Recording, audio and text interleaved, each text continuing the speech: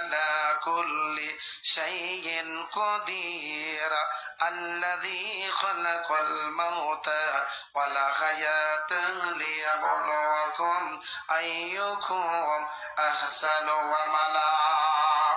আল্লাহ রাব্বুল আলামিন এত সুন্দর করে আমাদেরকে বললেন, হে পৃথিবীবাসী, আমি আল্লাহ রাব্বুল আলামিন তোমাদেরকে পৃথিবীতে প্রেরণ করে দিলাম।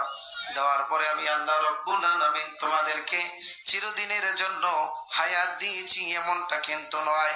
আমি আল্লাহ রাব্বুল আলামিন তোমাদেরকে হায়াত দিয়েছি ওয়ালা হায়াতা লিয়াবলুয়াকুম আইয়ুকুম আহসানু আমালা।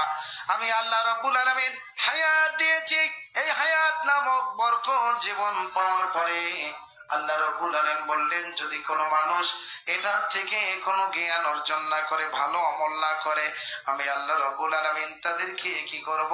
আমি আল্লাহ হায়াত দেওয়ার পরে তাকে আমি আল্লাহ আবার মউত দান করব। জোরে বলুন আল্লাহু আকবার। আল্লাহ রাব্বুল আলামিন বলছেন হায়াত দেওয়ার পরে মউত দান করব। এর মানে আপনাকে আমাকে হায়াত দিয়েছেন আল্লাহ, আবার আল্লাহ হায়াত কানেকশন ছোটে আপনাকে একটা জায়গায় যাওয়া লাগবে। সম্মানিত ভাইয়েরা, আল্লাহ রাব্বুল আলামিন হায়াত দেওয়ার পরে মউত কেন তৈরি করে দিলেন? কোনো তো প্রশ্নই আসে না। আল্লাহ রাব্বুল আলামিন এত আদর করে মানুষ তৈরি করলেন। আল্লাহ রাব্বুল আলামিন মানুষ সৃষ্টির মূল রহস্য সম্পর্কে আজকে আপনাদেরকে আলোচনা শোনাতে চাই। আমার বাবাজির একটু আগায় আসেন, কোরআনুল কারীম থেকে আপনাদেরকে তাফসীর শোনাবার চেষ্টা করব। একটু আগায় আসেন ভাই, এই আব্বাজানেরা আপনারা একটু এখানে আসেন তো, সোনামণিরা, আমার সোনামণি আব্বুরা আপনারা এখানে একটু আসেন। ইনশাআল্লাহ সুন্দরভাবে যেন বলতে পারি, আপনারা আমার জন্য দোয়া করেন। সকলে বলুন আল্লাহুম্মা আমিন। সকলে জোরে বলুন আল্লাহুম্মা আমিন। আজকের এই তাফসীর মাহফিলে আপনারা খুশি তো নাকি? গতকালকে আমরা এই প্রোগ্রাম করতে পারি নাই, কিন্তু আজকে আল্লাহ তাবারক তাআলার অশেষ মেহেরবানিতে আল্লাহ আমাদের ইজ্জত রক্ষা করেছে। এই জন্য আমরা আরেকটি বার শুকর আদায় করি রবের দরবারে। জোরে বলুন আলহামদুলিল্লাহ। ছোট্ট বাবুরে আর কোনো ডিস্টার্ব করিও না, আমি কিন্তু ডাইরেক্টলি আলোচনায় চলে যাব এখন। আল্লাহ রাব্বুল আলামিন বলছে, শুনুন, আল্লাযী খালাকাল মাউতা ওয়াল হায়াতা লিয়াবলুয়াকুম আইয়ুকুম আহসানু আমালা। আমি আল্লাহ রাব্বুল আলামিন পৃথিবীতে মানুষ তৈরি করলাম একটা মাত্র মাধ্যম। আমি আল্লাহ রাব্বুল আলামিন পৃথিবীতে মানুষ তৈরি করার পরে এই মানুষেরা আমার ইবাদত করবে, সে কতটুকু ভালো ইবাদত করে আর কতটুকু খারাপ ইবাদত করে, আমি আল্লাহ রাব্বুল আলামিন তার পরীক্ষা নেব। কি নেব? পরীক্ষা নেব। আল্লাহ রাব্বুল আলামিন পরীক্ষা নেওয়ার পরে আল্লাহ রাব্বুল আলামিন দুনিয়ার জমিন থেকে আপনাকে আমাকে যখন পর জগতে নিয়ে যাবে, যাওয়ার পরে এখানে কি আমল নিয়ে যাচ্ছে এটা আমাদেরকে চিন্তা করা দরকার। আল্লাহ রাব্বুল আলামিন বললেন আর এক আয়াতের ভিতরে, ইয়া আইয়ুহাল্লাযীনা আমানু কু আনফুসাকুম ওয়া আহলিকুম নারা। জোরে চিৎকার আমারে বলেন আল্লাহু আকবার।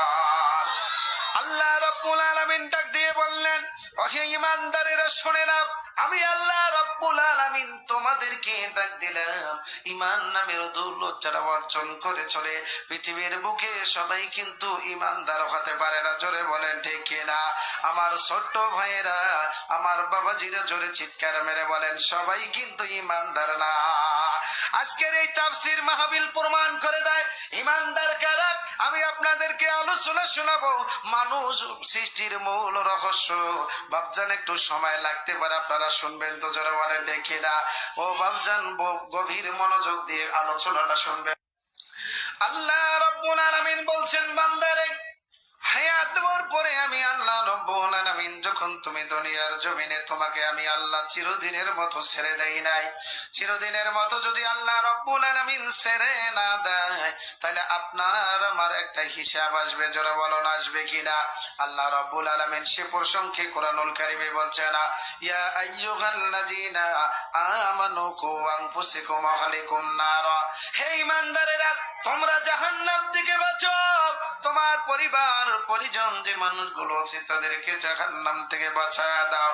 কেননা তুমি নিজে জাহান্নাম থেকে যখন বাঁচবা, তোমার আহাল, তোমার সন্তান, তোমার পরিবারের মানুষেরা জাহান্নাম থেকে কেমন করে বাঁচবে, এর জন্য তোমাকে নেকির কাজ করা লাগবে। 1 নাম্বার, জোরে বলুন কয় নাম্বার? আমরা 1 নাম্বার নেকির কাজ করা লাগবে। এটা কার ঘোষণা? আল্লাহ রাব্বুল আলামিন ঘোষণা দিয়ে দিলেন। তার মানে পৃথিবীর মানুষেরা পৃথিবীতে এমনি কিন্তু আসে নাই, জোরে বলুন ঠিক কিনা? আল্লাহ রাব্বুল আলামিন আজ থেকে প্রায় ১,৫০০ বছর পূর্বে বিশ্ব নবীকে যখন এই মহান গ্রন্থটা কোরআনুল কারীমটা যখন দিয়ে দিলেন, বিশ্ব নবীর উপরে যখন কোরআনুল কারীম চলে আসলো, তারও হাজার হাজার পূর্বে যখন আল্লাহ রাব্বুল আলামিন তার আরশ মহল্লায় সিদ্ধান্ত যখন নিয়ে নেয়, আল্লাহ রাব্বুল আলামিন ফেরেশতাদেরকে ডাক দিয়া বলেন, ফেরেশতারা রে, আমি পৃথিবীতে মানুষ তৈরি করতে চাই, তোমাদের পরামর্শ কি? ফেরেশতারা বললেন, হে রব্বুল আলামিন, পৃথিবীতে আপনি মানুষ তৈরি করবেন কোনো কায়দা নাই। পৃথিবীতে কেন মানুষ তৈরি করবেন? এই মানুষ তৈরি করার কোনো কারণ নাই। আল্লাহ রব্বুল আলামিন বললেন, না না, আমি পৃথিবীতে মানুষ তৈরি করব, আমি খলিফা তৈরি করব। কি তৈরি করব? আমি আল্লাহ রব্বুল আলামিন খলিফা তৈরি করব। এরা আমার ইবাদত করবে, এরা আমাকে আল্লাহ বলে যখন ডাক দেবে, আমি আল্লাহ রব্বুল আলামিনের কলিজাটা ধন্য হয়ে যাবে। জোরে বলুন সুবহানাল্লাহ, জোরে চিৎকার মেরে বলুন সুবহানাল্লাহ। আল্লাহ রাব্বুল আলামিন তার পার্লামেন্টে সিদ্ধান্ত নিলেন। নেওয়ার সঙ্গে সঙ্গে জিবরাইলকে ডাক দিয়ে বললেন, জিবরাইল রে, সিদ্ধান্ত আমার পার্লামেন্টে আমি নিয়ে নিয়েছি। 4 জন ফেরেশতার ভিতরে আল্লাহ রাব্বুল আলামিন হযরত মিকাইল আলাইহিস সালামকে জমিনের বুকে প্রেরণ করে দিলেন। জোরে বলুন সুবহানাল্লাহ, জোরে চিৎকার মেরে বলুন সুবহানাল্লাহ।